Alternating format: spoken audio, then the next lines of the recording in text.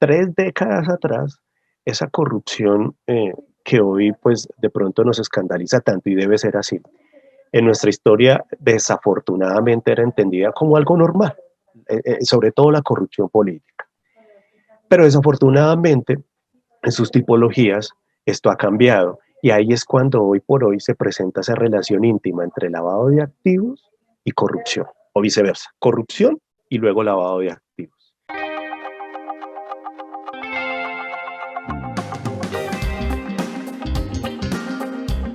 Bienvenidos a Redu al Aire, donde el primer paso para combatir la corrupción es hablar de ella.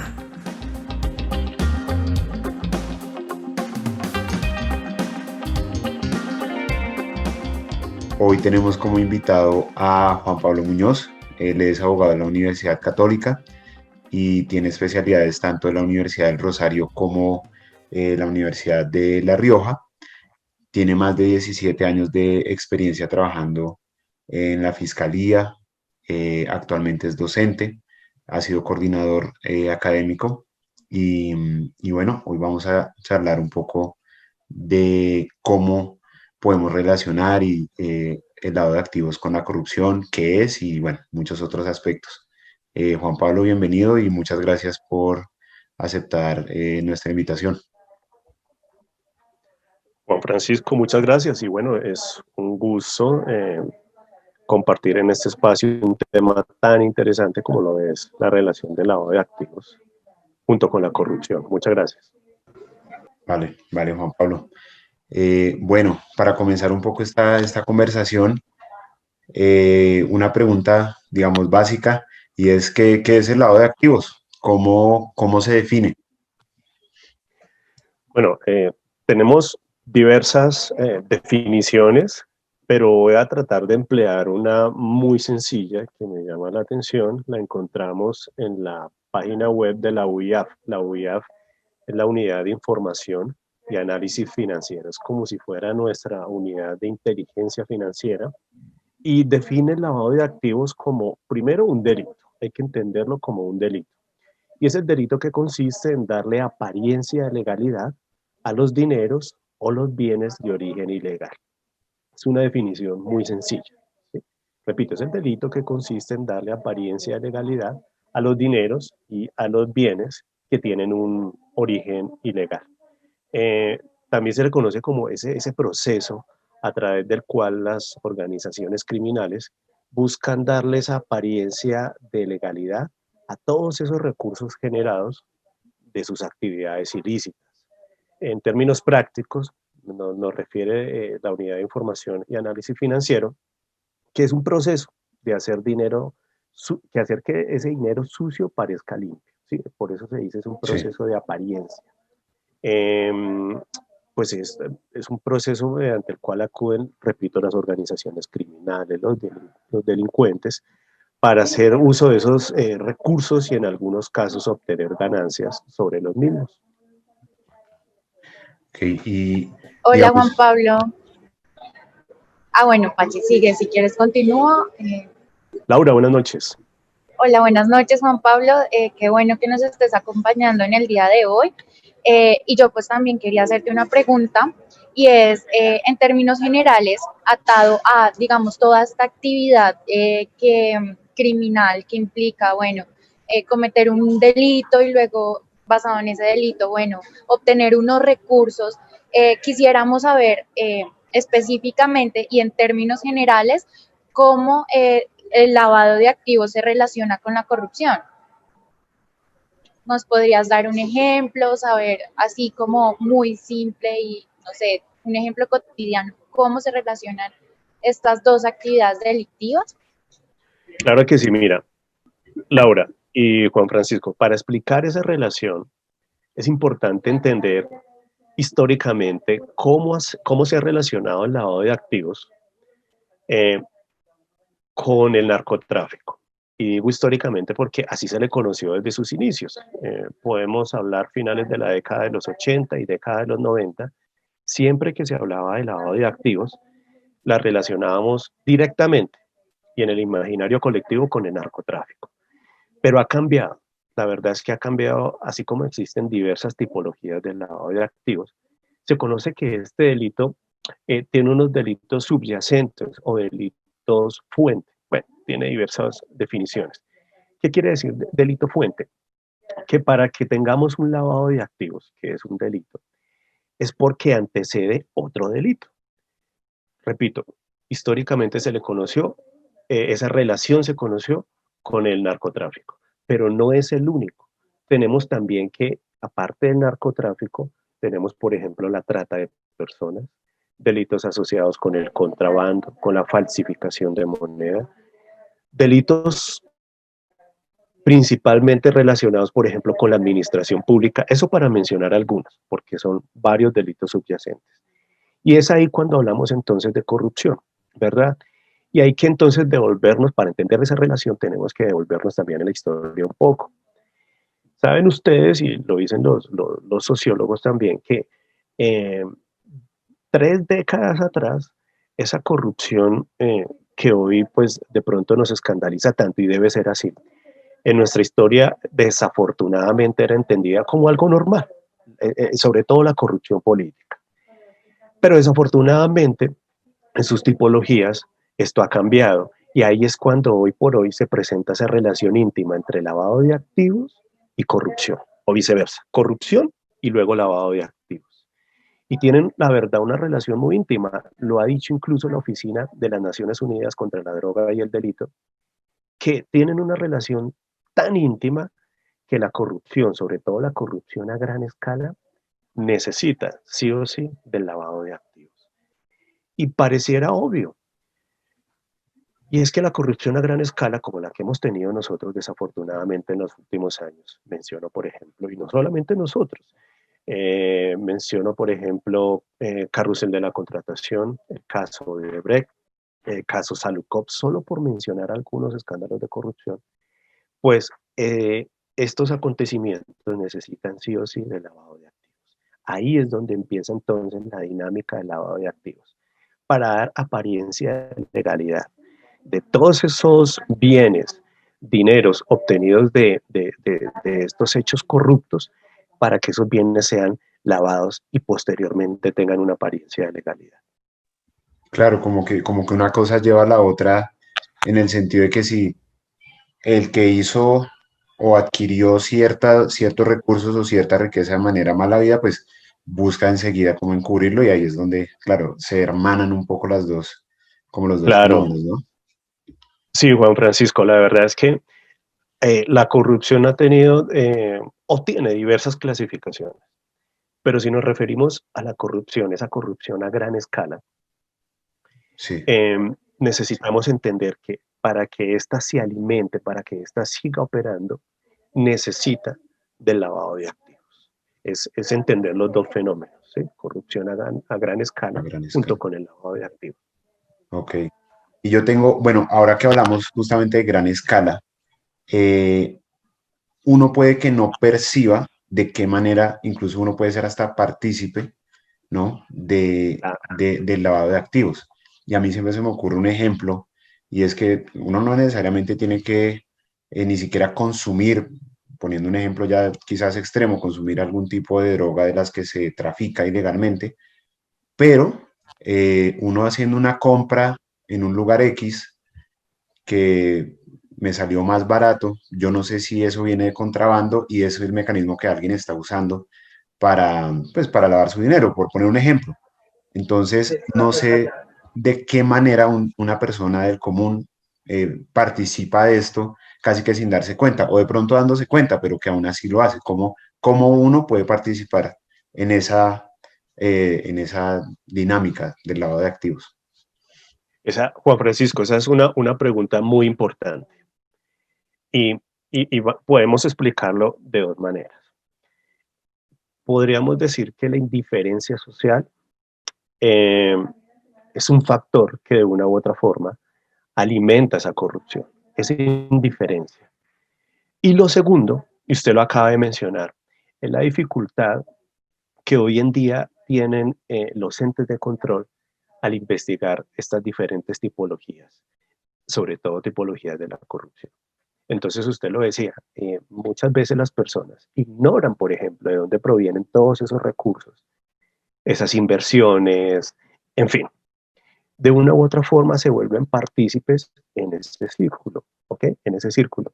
Eh, y decía, los órganos de control tienen esa dificultad a la hora de rastrear esos bienes. ¿Por qué?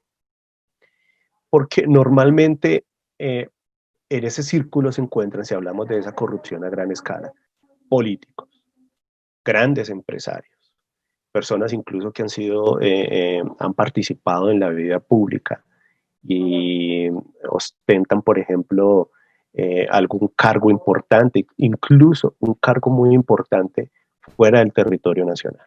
Entonces, esa dificultad ya existe y las personas tienen que ser conscientes que la corrupción no termina únicamente con la apropiación de esos recursos por parte del corrupto, sino que ese corrupto, lo explicábamos hace un momento, necesita de ese sistema o de ese procedimiento conocido como lavado de activos para poder llevar allí ese dinero y esos bienes obtenidos por esos actos de corrupción. Digamos que yo tengo, así como para citar un ejemplo claro, o sea, cuando yo participo de esas ventas, digamos, cuando veo promociones que yo digo, wow, o sea, realmente pagar ese precio es supremamente bajo, yo ahí podría estar incurriendo en apoyar a esa dinámica de lavado de activos, como que me sorprendo de semejante precio y acudo siempre a comprarlo más barato sin saber cuál es su procedencia o cuál es la historia detrás de ese, digamos, centro comercial o de esa tienda como tal. Ahí podrías yo también, como ciudadano del común, participar de esa actividad. Podríamos, si somos muy exigentes con lo que significa participación, tendríamos que decir que sí, pero estamos hablando del eslabón más pequeño, más pequeño. Comúnmente escuchamos que grandes cadenas de almacenes, supermercados y demás, quizás provienen de recursos o quizás provienen de un ejercicio de lavado de activos. Y eso se ha escuchado mucho. De pronto un centro comercial, un almacén, repito, una cadena de almacenes. De tal forma que, pues, saberlo en ese momento resulta, o poderlo definir y concretar de esa manera, pues es muy difícil. Sin embargo, para el ejemplo que tú pones, Laura, eh, es ese consumidor, esa persona que compra simplemente porque el artículo es más barato o porque el producto a comparación de otros lugares resulta mucho más económico, estaríamos hablando del eslabón más pequeño, no es la cadena principal. Digamos, no es la cadena principal que alimenta esa corrupción de la cual estamos hablando y sobre todo ese lavado de activos. Es un eslabón muy pequeño, ¿sí? Que diríamos no es el principal. De acuerdo, Juan Pablo. Y bueno, yo quiero continuar con la siguiente pregunta. ¿Y qué es tan difícil, o sea, digamos, frente al tema de ya condenar y sancionar el delito, quisiéramos saber qué es tan difícil resulta condenar a alguien que comete este tipo de delitos? ¿Qué tan difícil es seguirlo y de verdad dar con resultados contundentes para sancionar y condenar a la persona? Claro que sí. Si llevamos una secuencia de las dificultades que nuestros órganos de control tienen hoy en día, tendríamos que hablar primeramente de la indiferencia, lo que hablábamos al principio. Esa indiferencia que impide que las personas denuncien o lleven ante las autoridades el conocimiento o la concreción de un tema de corrupción o lavado de activos. Entonces, como primera medida, y no solamente con el lavado de activos, con la mayoría de delitos, esa indiferencia social que hace que las personas no denuncien estas irregularidades. Pero no es la principal dificultad que tienen nuestros órganos de control. Otra dificultad importante, podríamos decir, se presenta en la etapa de investigación. Estos funcionarios de policía judicial que llevan estas investigaciones referente al lavado de activos se enfrentan principalmente con la dificultad de la obtención y el acceso a la información. ¿Por qué? Porque es que cuando hablamos de corrupción a gran escala y de lavado de activos, estos funcionarios tienen que realizar arduas investigaciones, investigaciones serias, muy juiciosas, que impliquen la obtención de información fuera del territorio nacional. Es decir, es información que se obtiene sobre todo en paraísos fiscales, o sin hablar de paraísos fiscales, en cualquier lugar, eh, tendría el funcionario que solicitar a través de cartas, hacer solicitudes acompañadas de visto bueno del fiscal o quizás de un juez, y muchas veces no obtiene esa información. ¿Por qué es importante esa información? Porque es que estos flujos de dinero, esos dineros ilícitos, cuando, repito, son a gran escala, trascienden el territorio, se convierten entonces en un caso de investigación transnacional, donde los investigadores tienen que acudir, por ejemplo, a gobiernos y autoridades del sistema financiero que están en otros lugares de la geografía. Eh, Pensemos, por ejemplo, una solicitud ante el gobierno de España o ante el sistema financiero de España, de Italia, de Suiza. Esa es una de las principales dificultades. Si bien es cierto, hoy en día tenemos acuerdos que se han logrado a través de instrumentos internacionales de cooperación entre diferentes estados, aún existe esa dificultad para que estos funcionarios, los investigadores, los entes de control tengan esa información temprana, en tiempo real, sin tantas dificultades.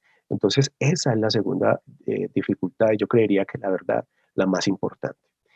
Otra, y la hemos visto, eh, como dificultad hace parte, lamentablemente, de nuestro sistema, ¿sí? De nuestro sistema acusatorio. ¿Por qué? Porque es que nuestro sistema permite que estas personas que están siendo procesadas, que están siendo investigadas por estos delitos de lavado de activos o delitos relacionados con actos de corrupción, puedan, a través de un acuerdo con el ente acusador, es decir, con la fiscalía, lograr ciertos beneficios, ¿sí? A esto se llaman entonces acuerdos con la fiscalía, preacuerdos y demás, donde de una u otra forma estos procesados, estas personas investigadas, se ven beneficiadas. Entonces no se obtiene ese castigo esperado, ¿verdad? Ante un acontecimiento de estos. Estamos hablando, por ejemplo, de personas que se han apropiado de dineros, caudales de dinero, dineros de unas cantidades significativas, y por esto que acabo de mencionar, no se obtienen condenas. Sin embargo, pueden haber entonces otros factores, pero estaría mencionando quizás los tres más importantes.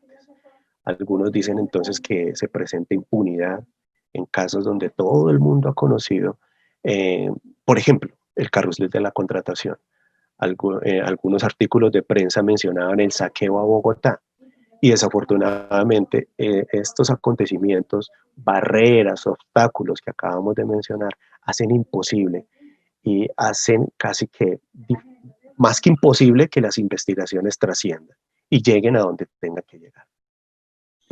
Creo que una de los principales problemas es la persecución de, o sea, seguir esos recursos, dónde está el destino de esos recursos, ¿no? Porque, digamos, a veces uno dice, bueno, ¿de qué sirve sancionar a la persona si efectivamente ya se robó una cantidad grande e importante de plata, si esa plata no regresa a la sociedad? Yo creo que también ahí radica el punto, y es que la persona dirá, yo robo la cantidad de dinero, pago cierto tiempo de cárcel y vuelvo a salir, pero tengo la misma cantidad de dinero, pero la dificultad está en seguir esos dineros, en seguir esos recursos, es también poner atención a eso, ¿no? Así es. Claro, Sí, como que hace así parte es. del negocio, ¿no? Calcular el tema penal que va a pagar la persona, puede ser. Claro, claro. Y desafortunadamente, lo que dice Laura es muy cierto. Totalmente cierto, Laura, porque desafortunadamente hace que las personas eh, vean un beneficio en el sentido de que pueden obtener una reducción significativa en su condena, pero conservan esos bienes, conservan esos activos. Y digamos que hoy en día eh, hay que reconocer también que los organismos de control, los fiscales y funcionarios de policía judicial que se dedican a investigar este tipo de delitos cuentan también con herramientas muy importantes para realizar ese rastreo, que es uno de los puntos más difíciles en estos casos de investigación contra de lavado de activos, perdón, ese rastreo de dinero, el rastreo a esos flujos de capital, ese flujo de dinero, sobre todo cuando trasciende esa esfera nacional. Qué difícil es, por ejemplo, eh, se, eh, hacer ese rastreo a dineros que de una u otra forma terminan, por ejemplo, en inversiones de fiducia, en otros estados, en otros territorios, y donde precisamente en esos territorios se protege esa inversión. Existe una protección a esa inversión.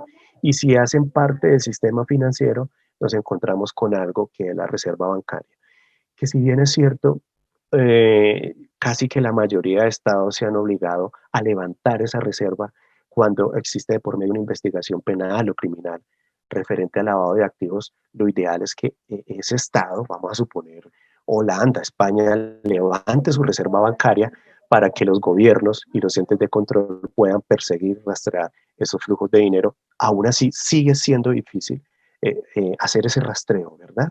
De los bienes y de esos dineros. Sigue siendo difícil. Ok, ok, Juan Pablo. Y sí, no, digamos, una de las dificultades que yo pensaba ahorita, pensando un poco más en el tema empresarial, porque bueno, yo sé que las empresas, ciertas empresas deben tener como su protección, su prevención del riesgo de lavado de activos, pero asimismo no querrán dar toda la información porque hay ciertas cosas ya de competencia, de negocio, en fin, que no querrán dar, me imagino, y entiendo eso como otra dificultad. Pero bueno, habiendo visto eso, ¿no? Como esas tres dificultades desde el punto de vista, eh, pues, legal, de la indiferencia en general y el tema justamente de la reserva de los bancos y de las empresas, ¿cómo se podría combatir o cómo se combate actualmente el lavado de activos en Colombia? Ya como para ir cerrando la conversación, como decía, yo tengo entendido que, bueno, las empresas deben de eh, tener programas en este sentido, si no estoy mal, dependiendo su tamaño. Y pues nada, como para quizás ir dándole conclusión al tema, cómo se combate esto en Colombia y de qué manera se puede intentar erradicar. Ok, pues tratando de resumir, porque la pregunta es muy importante y hay que compilarla desde diferentes sectores. Diríamos que la UIAF, Colombia, cuenta con un aliado, se puede decir, un grupo muy importante, personas muy capacitadas, profesionales que hacen parte de la UIAF, repito, es la Unidad de Información y Análisis Financiero, y son personas que compilan toda esa información. A esta unidad llegan los reportes, los conocidos como ROS, que son los reportes de operaciones sospechosas, o en su momento también operaciones inusuales del sector financiero, y ellos se encargan de generar una sistematicidad, de organizar y clasificar todos estos datos y esta información que es de una u otra forma procesada como operación sospechosa. ¿Qué quiere decir operación? Reportes de operación sospechosa. Aquellas que llegan principalmente, porque no es las únicas entidades, pero principalmente del sector financiero, quienes reportan a la UIAF aquellas operaciones que ellos, bajo sus controles y sus medidas de SARLAF, han detectado como operación sospechosa. Aquellos particulares o de pronto empresas que al parecer son empresas de papel, empiezan a mover, a transitar y a circular a través de los productos financieros cantidades de dinero, la verdad, que levantan la sospecha de los funcionarios. Y además porque no es habitual que realicen estas operaciones sospechosas. Entonces, envían esa información a la unidad de información, a la UIAF, la unidad de análisis de información financiera. Entonces, quiero decir con eso que es, la verdad, es un grupo fundamental, ¿sí?, en la lucha contra el lavado de activos en Colombia. Asimismo, todos los entes de control, Fiscalía, Contraloría, Procuraduría, ellos se han fortalecido en el sentido de que al interior de estas entidades existen ya grupos especializados, ¿sí?, para investigar este tipo de delitos. Y digo grupos especializados, por ejemplo, al interior de la Fiscalía General de la Nación existen fiscales y policía judicial, grupos especializados para iniciar estas investigaciones. Entonces, podría decirse que los entes de control eh, sí han asumido una responsabilidad, se han preparado, se han capacitado al interior de ellos para poder librar esta batalla. En cuanto a los compromisos internacionales, podemos partir desde los inicios, hablando de Basilea, Convención de Basilea y la Convención de Palermo, que se encargaron de dictar y definir para los estados unas políticas para que se siguieran con rigurosidad y evitar de esta manera el lavado de activos. Lo podríamos llamar como unas sugerencias, ¿sí? En términos de lavado de activos para que los estados pudieran actuar y pudieran asumir un compromiso serio y definido en el tema del lavado de activos. Hoy en día, habría que decir que hay que diferenciar, por ejemplo, en temas de corrupción, corrupción privada y corrupción pública. Y Juan Francisco mencionaba algo muy importante al inicio. ¿Cómo se han preparado, por ejemplo, el sector privado? ¿Cómo se viene preparando el sector privado para evitar este tipo eh, de fenómenos? Y podríamos decir que tenemos una herramienta muy importante y se viene hablando de ella en los últimos años y es el compliance, porque estos acuerdos o políticas de cumplimiento le brindan a la empresa importantes herramientas preventivas, más que todo preventivas, para evitar no solamente el tema del lavado de activos, sino diferentes riesgos penales. Sí, yo he escuchado de, digamos, un código ético que deben ya manejar las empresas, pero ya trasladado al tema de corrupción. Pero claro está que esto también tiene que ver con lo que con el lavado de activos, ¿no? Como que construir empresas o que las empresas también acepten recursos ponen en riesgo su imagen y ponen en riesgo muchas cosas que vienen detrás de eso y es la estabilidad de la empresa, ¿no? Que es Correcto. algo que hay que tener en cuenta si como empresario se decide recibir estos recursos, drásticamente se podría perder un proyecto importante de muchos años por recibir estos recursos, ¿no? Así es, Laura. Mira que tú mencionas también algo muy importante porque las empresas o el sector corporativo, como se le quiera llamar, el sector privado, han entendido en los últimos años que ellos sí pueden convertirse en un eslabón grande o mediano en este tránsito de corrupción. Que ellos son de una u otra forma un eje principal si hablamos sobre todo de corrupción privada o a veces las dos, corrupción pública y privada. Fíjate para el caso que tú comentas, Laura, lo que conocemos de Odebrecht. Se dice que Odebrecht contaba con un estatuto de compliance o un programa de compliance muy robusto, pero aún así, fíjate lo que pasó, esos actos de corrupción permearon diferentes países, diferentes esferas, sobre todo en temas de contratación, en temas políticos, de tal forma que el sector privado si miramos en términos generales, sí ha tomado conciencia, a más que son diferentes riesgos. Laura, aunque no lo dijo con esas palabras, pero se refirió al riesgo reputacional. Ese riesgo reputacional es aquel que golpea a la empresa, golpea fuertemente a la corporación, en el sentido de que si se comprueba que hizo parte de un eslabón, un acto de corrupción, pues su reputación se va a pique. Este nombre, ese eslogan, el nombre corporativo, como se le quiera llamar, queda fuertemente golpeado y tenemos bastantes casos, podríamos hablar de bastantes casos, donde la empresa, por no cuidar su reputación, ante diferentes riesgos de tipo penal, tenemos también, por ejemplo, el soborno transnacional, tenemos la financiación al terrorismo, el lavado de activos, corrupción, en fin. Si no se cuidó, si no se blindó a través de un programa de compliance, asumiría unas consecuencias muy, muy serias que, entre otras, como lo estamos hablando, golpearía fuertemente su reputación hasta desaparecerla quizás del mundo corporativo.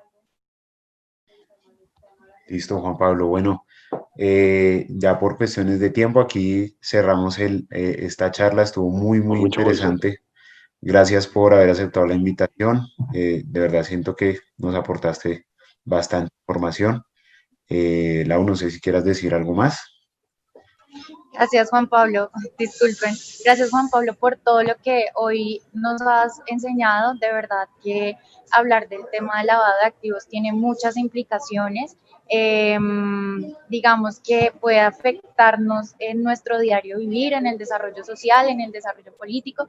Por eso es importante tener conciencia de que el lavado de activos se relaciona mucho con la corrupción y de verdad puede tener unas consecuencias fuertes y negativas en el desarrollo y bienestar de un país. Entonces, gracias Juan Pablo, gracias por hablar de las dificultades que son como el hecho de perseguir y saber quiénes son los implicados, seguir esos registros de dinero y esas transacciones.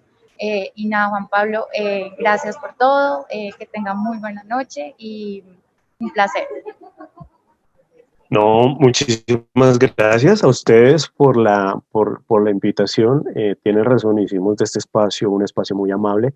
Traté de expresarme en todo tiempo con ese lenguaje sencillo y que no fuera tan jurídico, pero el tema, como ustedes lo han dicho, es muy, muy interesante. Nuevamente recordarles que estoy al servicio de ustedes y nada, pues qué bueno vernos en otra oportunidad. Muchas gracias y una feliz noche. Gracias Juan Pablo. Y bueno, a los que nos oyen, esperemos que a todos esta charla nos siga dando herramientas para luchar contra la corrupción, aun cuando no la podemos ver, cuando es invisible.